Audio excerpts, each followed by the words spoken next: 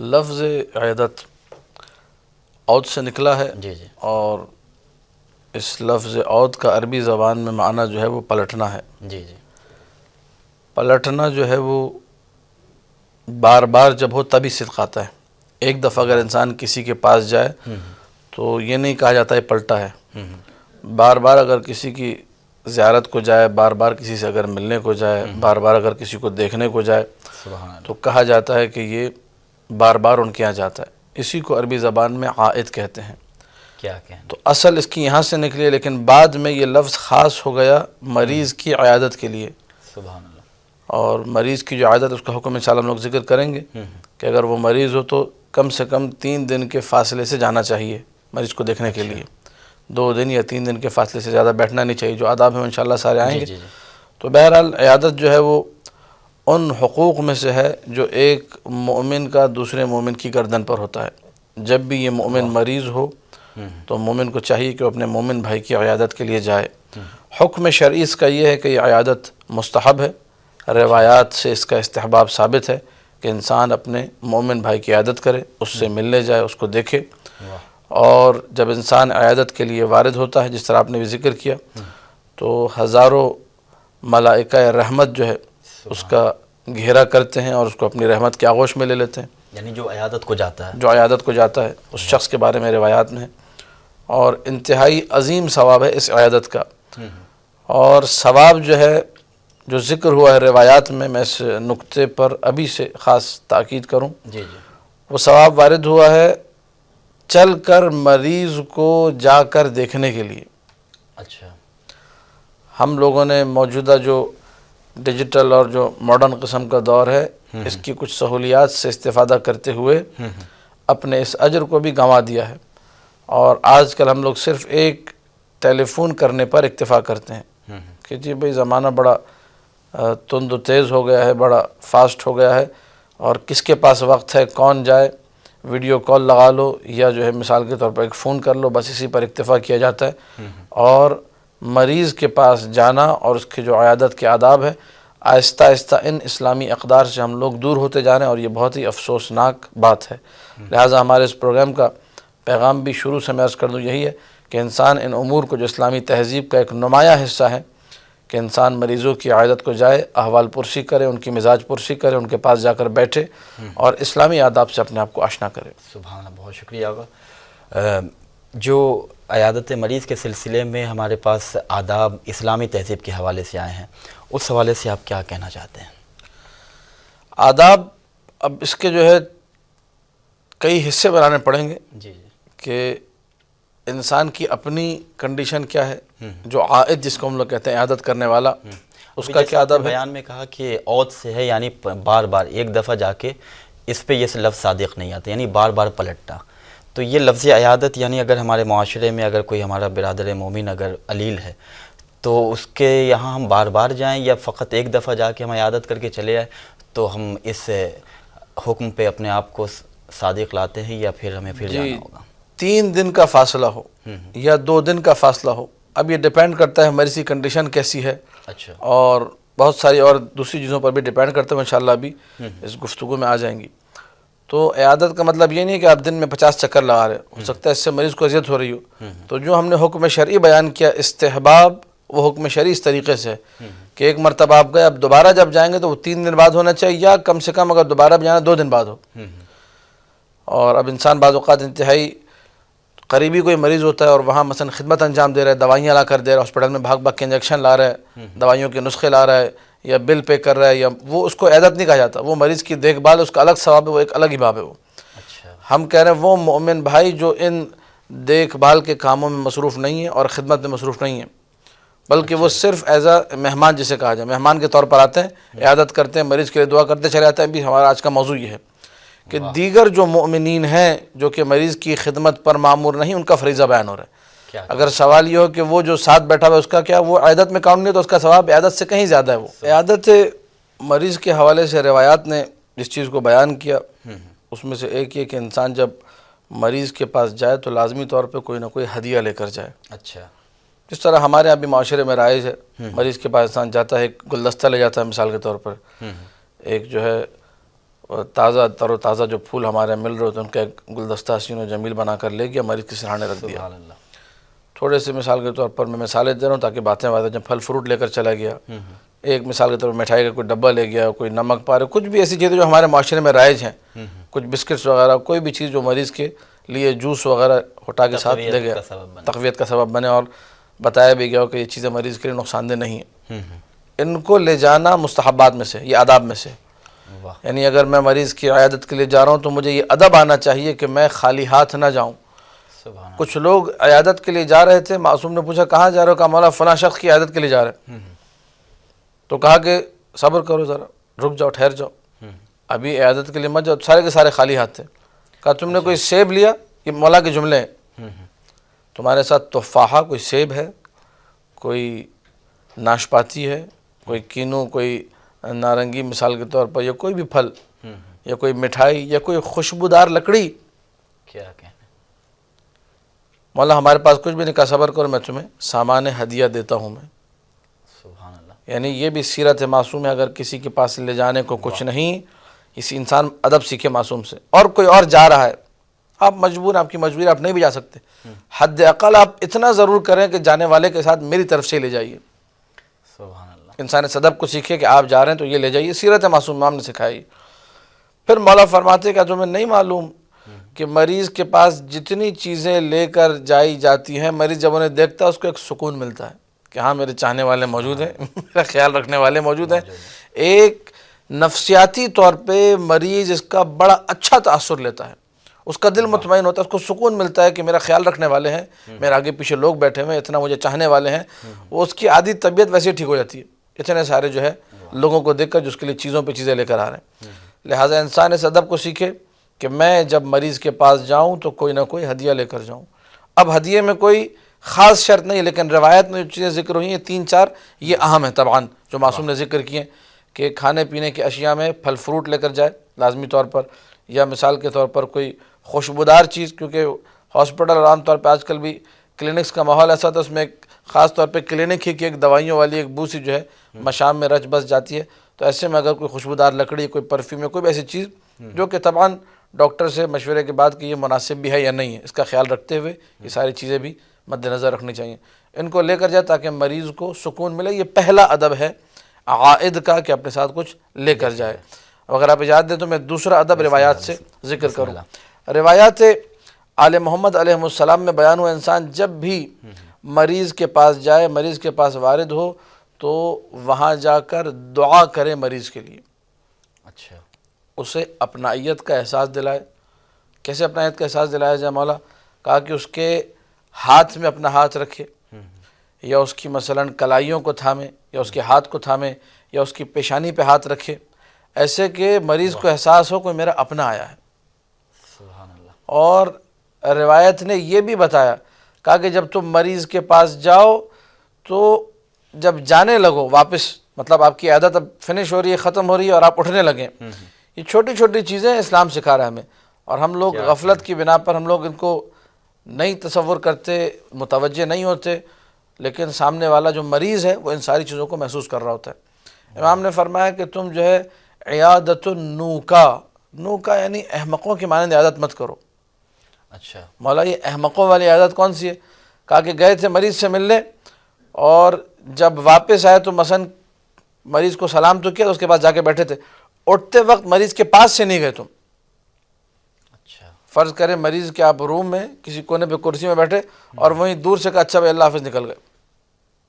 واپس مریض کے قریب جاؤ، اس کے سرانے پہ جاؤ، اس کا ہاتھ اپنے ہاتھ میں لو، اس کی پیشانی پہ ہاتھ رکھ کے اس کو ایک دعا دو، پھر خدا حافظی کرو. یہ طریقہ ہے. اور اگر دوری سے نکل لیے، یا مثال کے طور پر مریض کی عادت کے لیے گئے، یہ بہت لوگ کرتے ہیں ہمارے یہاں کہ انسان مریض ہوا، ہم پہنچ گئے عادت کے لیے اور اس سے پوچھا آپ کا مزاج کیسا، اللہ آپ کو شفا دے، ایک دعا دی، اتنے میں ٹیلی فون کی بیل بجی. یہ مثالیں اس لیے دے رہا ہوں تاکہ لوگ متوجہ ہو جائیں میں کہنا کیا چاہ رہا ہوں. ٹیلی فون کی بیل بجی، ہم لوگوں نے فوراً موبائل ایک لمحے کے لیے وہاں سائلنٹ کیا اور باہر آئے اور کال ریسیو کی. ہاں بھیا کیسے ہیں آپ، خیریت سے؟ وہ مسئلہ ہو گیا، ایک ڈیل ہے بزنس کی، یا کوئی بھی کام ہے. اچھا میں بھی آ رہا ہوں. پھر گیٹ ہی سے، میں اندر بھی نہیں آیا، گیٹ ہی سے جو مریض کے ساتھ کوئی بندہ رکا ہوا تھا، اچھا سرکار میں نکل رہا ہوں، مجھے ذرا ایک مسئلہ ہو گیا. یہ بدتمیزی ہے. سبحان اللہ. یہ چھوٹی چھوٹی چیزیں بسا اوقات ہم لوگ خیال نہیں رکھتے. وہ مریض بیچارہ پریشان اندر سوچ رہا ہوتا ہے یہ آیا تھا پتہ نہیں میرے چکر میں آیا تھا کسی اور کے چکر میں آیا تھا, میرے بغیر چلا گیا. یعنی انسان احمقوں کی تعبیر میری نہیں ہے, کوئی یہ نہ کہے کہ آپ نے کہا, تعبیر معصوم کی اس لیے میں پیش کر رہا ہوں. مولانا نے فرمایا کہ یہ احمقوں کی عیادت ہے کہ گیا تھا مریض سے ملنے, لیکن جب نکلنے لگا وہاں سے تو مریض سے نہ ملے, مریض کے پاس سے نہ اٹھے. یعنی جب تمہاری عیادت کا اختتام ہو تم تھوڑی دیر مریض کے پاس بیٹھو, اور جب اٹھنے لگو تو مریض کے پاس سے اٹھو. ادب ہے عیادت کا. سبحان اللہ. اس کے بعد آداب سکھائے. اب میں وہ اگر آپ اجازت دیں جی بسم اللہ. تو روایت سے جو ہے وہ آداب جو کہ معصوم سلام اللہ علیہ نے بیان کیے. سب سے پہلا ادب دعا کے حوالے سے, یستحب للعائد, جو عیادت کرنے والا ہے اس کے لیے مستحب ہے, ان یدعو للمریض بالصحة والعافیہ, مریض کے لیے دعا کرے خدا اسے تندرستی دے, خدا اسے صحت و عافیت دے. اور وہاں بیٹھ کر, اب یہ کام یہ دوسرا مستحب ہے یہ تبھی انجام پائے گا جب آپ کم سے کم ہادی ٹی وی کا پروگرام دیکھیں گے, کسی نہ کسی عالم کی صحبت میں بیٹھ کر اس سے ان احادیث کو سنیں گے.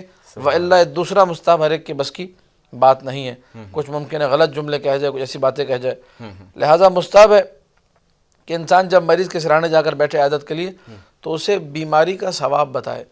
اب ہم لوگ ظاہر ہے 2-3 پروگرام کر چکے ہیں اور ہم نے مسلسل, میں نے اور رومان بھائی نے بھی ان روایات کو پڑھا تھا, آپ نے سنا ہوگا کہ مریض مثلا بخار کا کیا ثواب ہے, مریض جب مرض میں مبتلا ہوتا ہے گناہوں کا کفارہ ہونا, جو ثواب کا حصول ہے, ساری باتیں ہم لوگ پچھلے پروگرام میں تفصیل سے بیان کر چکے ہیں. آپ لوگ ان کو سماعت فرمائی, میں وہ ساری روایتیں ذکر نہیں کروں گا. لیکن بہرحال مستحب ہے عیادت کرنے والے کے لیے کہ مریض کو جا کے ایک یاد دہانی کرے گا, اسے پتہ بھی ہے, اس کو وہ روایتیں پڑھ کر سنائے کہ دیکھو اللہ نے مریض کے لیے کیا ثواب رکھا ہے. تم یہ مت سوچو مریض ہو گئے درد میں ہو تم ثواب کما رہے ہو, تمہارے گناہ مٹ رہے ہیں, تمہارے گناہوں کا کفارہ ہو رہا ہے. یہ باتیں اسے یاد دلائے. اور روایت میں ہے کہ ایک دن سلمان محمدی رضوان اللہ تعالی علیہ مریض ہوئے تو رسول اکرم صلی اللہ علیہ وآلہ ان کی عیادت کے لیے تشریف لے گئے.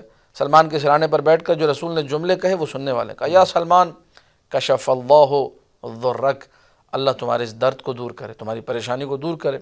وغفر ذنبک, تمہارے گناہوں کو معاف کرے. وحفظک فی دینک و بدنک, اللہ تمہارے دین کو بھی سلامت رکھے, تمہارے بدن کی بھی حفاظتی کرے. پھر یہ جو دعا نبی دے رہے ہیں یہ کہاں تک کے لیے؟ نبی نے فرمایا الی منتہا اجلک, مرتے دم تک تم محفوظ رہو. یہ ادب ہے کہ انسان جب مریض کے پاس جائے رسول سے سیکھے. رسول نے دعا سکھائی ہے, یہ چند دعائیں کہیں, اللہ آپ کی پریشانی کو, آپ کی بیماری کو, آپ کی گرفتاری کو دور کرے, اللہ آپ کے دین کو سالم رکھے, اللہ آپ کے بدن کو, جسم کو صحت و تندرستی اور عافیت عطا کرے, اور ہمیشہ آپ جئیں. جب تک اللہ نے آپ کی زندگی لکھی ہے تب تک آپ تندرستی سے جئیں, تب تک آپ سلامتی سے جئیں. یہ ادب رسول اکرم کی دعا سے ہمیں ملتا ہے جو ہم نے سیکھا. اسی طریقے سے امام معصوم ہی کا ارشاد ہے اذا دخل احدکم علی اخیہ عائدا لہو, اگر تم میں سے کوئی بھی وارد ہو اپنے مومن بھائی پر, اس کو دیکھنے جائے, اس کی عیادت کرنے جائے, فَلْيَدْعُ لَهُ, اسے چاہیے کہ اس کے لیے دعا کرے. وَلْيَطْلُبْ مِنْهُ الدُّعَا, یہ دوسرا ادب آ رہا ہے. پہلا ادب یہ ہے کہ خود دعا کرے, اللہ تمہیں شفا دے, اللہ تمہیں تندرستی دے. اور دوسرا ادب یہ کہ مریض سے بھی کہے کہ آپ بھی میرے لیے دعا کیجئے. اچھا یہ بھی ہے, یہ بھی ادب ہے. ہم لوگ ان آداب سے واقف نہیں ہیں.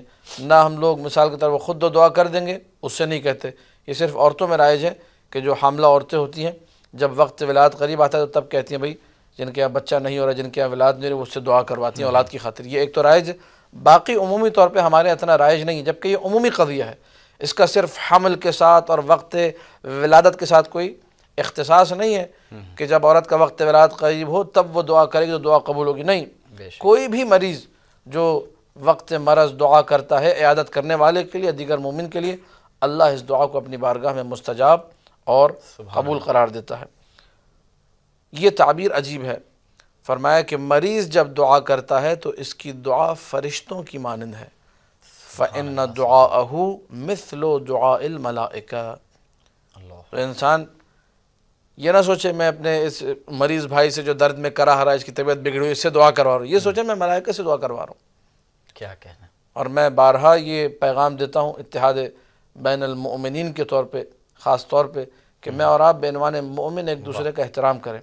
معصوم کا ارشاد ہے ایک ملک سے, ایک فرشتے سے مصافحہ کرنے سے زیادہ افضل یہ ہے کہ انسان اپنے مومن بھائی سے مصافحہ کرے۔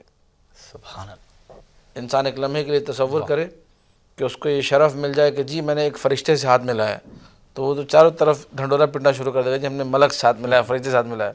معصوم کا ارشاد ہے کہ تم حقائق سے واقف نہیں ہو، ایک فرشتے سے ہاتھ ملانے سے افضل یہ ہے ایک موالی حیدر کرار، ایک مومن صالح سے جو متقی و پرہیزگار مومن ہو، شیعہ حیدر کرار ہو، اس سے جا کر ہاتھ ملاؤ گے تمہیں زیادہ ثواب ملے گا، زیادہ تمہارے اجر میں بلندی ہوگی۔ وقت ہے تو میں کچھ ایک دو روایت اور جی پڑھوں۔ بسم اللہ۔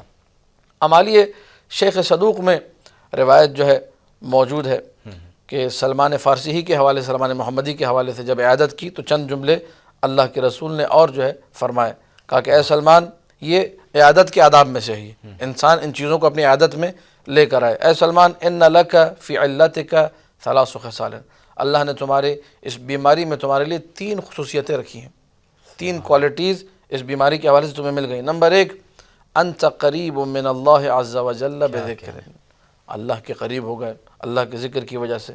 دعاؤک فیہ مستجاب، تمہاری دعا اللہ نے مستجاب کی ہے، مریض کی دعا مستجاب ہے۔ اور ولا تدع العلۃ علیک ذنبا الا حطتہ، یہ بیماری کسی گناہ کو چھوڑے گی نہیں، سب کو ختم کر دے گی۔ ایک بیماری ہے، تمہارا کوئی گناہ اب باقی، اللہ اس بیماری کی وجہ سے تمہارے سارے گناہ مٹا دے گا۔ متعک اللہ بالعافیہ الی انقضاء اجل، کے جملہ سیکھنے والا پھر تکرار ہو رہا ہے، یہاں نئے انداز سے تکرار ہے، کہا کہ اللہ تمہیں بہرہ مند کرے ہمیشہ کی تندرستی سے مرتے وقت تک، یعنی جب تک خدا کی طرف سے موت نہیں آ جاتی۔ یہ رسول نے طریقہ سکھایا کہ انسان مریض کو دعا دے، آپ کا ایک جملہ ہوتا ہے مریض کے لیے لیکن اسے تقویت ملتی ہے، بے شک اسے قوت ملتی ہے، اسے سکون ملتا ہے ان دعاؤں کے ذریعے سے۔ ایک اور روایت پھر ہم لوگ گفتگو کو یہیں پہ اس حوالے سے مکمل کریں گے، آداب مومن کے حوالے سے، اور وہ روایت یہ کہ انسان جو ہے جب جاتا ہے مثال کے طور پر مریض کے حوالے سے عیادت کرنے، تو معصوم نے یہ فرمایا جس کو میں نے پہلے بھی ذکر کیا کہ اپنا ہاتھ پیشانی پہ رکھے یا اس کے ہاتھ کے اوپر رکھے۔ پھر اس کے بعد مولانا نے یہ بھی فرمایا کہ زیادہ مت بیٹھو مریض کے پاس، روایت کا جملہ ہے، اچھا، مریض کے پاس اپنے بیٹھنے کو طول مت دو۔ ایک دفعہ مریض خود خواہش کرتا ہے آپ سے کہ آپ تھوڑی دیر بیٹھیں میرے پاس، وہ ایک الگ بات ہے، لیکن آپ زیادہ بیٹھ رہے ہو، بسا اوقات یہ چیز مریض کو انتہائی ناگوار گزرتی ہے، تو اپنے بیٹھنے کو تخفیف، اپنے بیٹھنے کو ہلکا کرے، زیادہ ثقیل نہ کرے مریض کے اوپر۔ امام جعفر صادق علیہ الصلوۃ والسلام کا ارشاد ہے، نمبر 1 تو یہ کہ اس میں بھی ایک نقطے کی طرف اشارہ اسی روایت میں، لا عیادت فی وجع العین، آنکھ میں درد ہوا، آشوب چشم ہوا، اس میں کہا کہ کوئی عیادت نہیں ہے، یہ ایسا مرض نہیں ہے کہ جس میں انسان جا کر عیادت کرے۔ ایک یہ بات اس روایت میں بیان ہوئی۔ پھر اس کے بعد کہا کہ 3 دن سے کم میں عیادت نہیں ہے، 3 دن کے بعد عیادت ہے، ایک دفعہ کر لی پھر 3 دن کے بعد ہے۔ پھر اس کے بعد کہا کہ اگر تمہارا دل چاہ رہا ہے، قربت بہت ہے، تو 1 دن چھوڑ کے ایک دن کے بعد بھی انسان عیادت کر سکتا ہے۔ اعظم اللہ لکم الاجر، اللہ جو ہے تمہارے اجر کو بڑھائے گا، یہ اعظمکم اجرا فی العیادہ، عیادت میں تم میں سب سے زیادہ اجر والا وہ ہے، اخفکم جلوسا، جو سب سے کم بیٹھے۔ کوئی یہ نہ سوچے کہ جی میں زیادہ بیٹھا ہوں تو میرا ثواب زیادہ ہے، نہیں، یہاں معاملہ برعکس ہے، الٹا ہو گیا، الٹا ہو گیا۔ یہاں پر مریض کے پاس جو کم بیٹھے گا سب سے زیادہ ثواب اسی کا ہے، واہ، لیکن کم بیٹھنے کا ادب جو ہے معصوم سے آ کر سیکھے کہ میں نے اس کم، مثلا میں 5 منٹ بیٹھا ہوں لیکن اس 5 منٹ میں نے مریض کو قوت نظر بھی دینی ہے، دعائیں بھی دینی ہیں، اس سے دعائیں لینے بھی ہیں، اس کے ہدیہ لے کے بھی جانا ہے، وہی بیٹھنا ہے، وہی سے اٹھنا ہے۔ کیا کہنا ہے، یہ چند چیدہ آداب انسان کو سیکھ لے، ایک بہترین عیادت ہو، اٹھے گا تو روایت کے جملے 70,000 ملائکہ کے ساتھ چلتے ہوئے نکلیں گے وہاں سے، سبحان اللہ، دعائیں اس کی قبول ہوں گی ایک عیادت کے صدقے۔ خداوند متعال کا یہ بروز حشر اس بندے کو خطاب کر کے کہنا کہ تو نے میری عیادت کیوں نہیں کی، تو وہ سامنے سے سوال یہ کرے گا روایت کے مطابق کہ بار الہ تو میرا رب ہے، تو کہاں سے بیمار ہونے لگے، مثلا اس کا لب و لہجہ یہ ہوگا کہ تو محتاج نہیں ہے، تعجب سے پوچھے گا کہ بار الہ میں نے کب، مطلب میرے علم میں یہ بات ہے ہی نہیں کہ اللہ بھی بیمار ہوتا ہے، بے شک، تو یہ تو ممکن نہیں کہ خدا بیمار ہو اور پھر میں اس کی عادت کو جاؤں۔ تو کہا جائے گا کہ تمہارے علاقے میں مثلا تمہارے قریب میں ایک بندہ مریض تھا، مرد مومن، میں اس کے قریب تھا، میں وہاں تھا، اگر تم اس کی عیادت کو آتے تو گویا میری ہی عیادت تھی۔ کیا کہنا، اب یہ جو تعبیر ہے کہ اللہ کی عیادت کا ثواب ملے گا مرد مومن کی عیادت کے بعد. یہ تعبیر علماء نے لکھا ہے. یہ تعبیر اس کو ہم لوگ کہتے ہیں کنایہ، یعنی کہا یہ جا رہا ہے کہ تم مریض کی عیادت کے بعد خدا کے انتہائی قریب ہو جاؤ گے. قرب خدا کا وہ مرحلہ تمہیں ملے گا جو کہیں اور مثلا نہیں ملتا. تو اس کو کہا گیا کہ مریض کی عیادت یعنی خدا کی عیادت. اور اس کے بعد عیادت کے فضائل، عیادت کے ثواب جو ہے تفصیل سے روایت میں موجود ہیں، اس میں سے ہم نے کچھ ذکر بھی کیا. بہت شکریہ. مستحب ہے کہ انسان اپنے مومن بھائیوں کو خبر دے. کیوں خبر دوں میں اپنے مومن بھائی کو کہ میں مریض ہوں؟ اس لیے خبر دوں تاکہ وہ میرے لیے دعا کریں. جو عیادت کرنے والا مریض کے لیے دعا کرتا ہے اللہ عیادت کرنے والے کی دعا کو بھی قبول کرتا ہے. عن ابی عبداللہ علیہ السلام، امام جعفر صادق صلوات اللہ وسلم علیہ کا ارشاد گرامی ہے، ینبغی للمریض منکم، تم میں سے کوئی بھی مریض ہو تو اسے چاہیے ان یؤذن اخوانہ بمرضہ، تو اپنے مومن بھائیوں کو اپنی کنڈیشن کے بارے میں بتائے، فیعودونہ، تاکہ وہ آ کر اس مرد مریض کی، اس مومن مریض کی عیادت انجام دیں. وَيُؤْجَرُ فِيهِمْ وَيُؤْجَرُونَ، مریض کو بھی اجر ملے اور وہ لوگ جو آ رہے ہیں عیادت کرنے کے لیے انہیں بھی اجر ملے.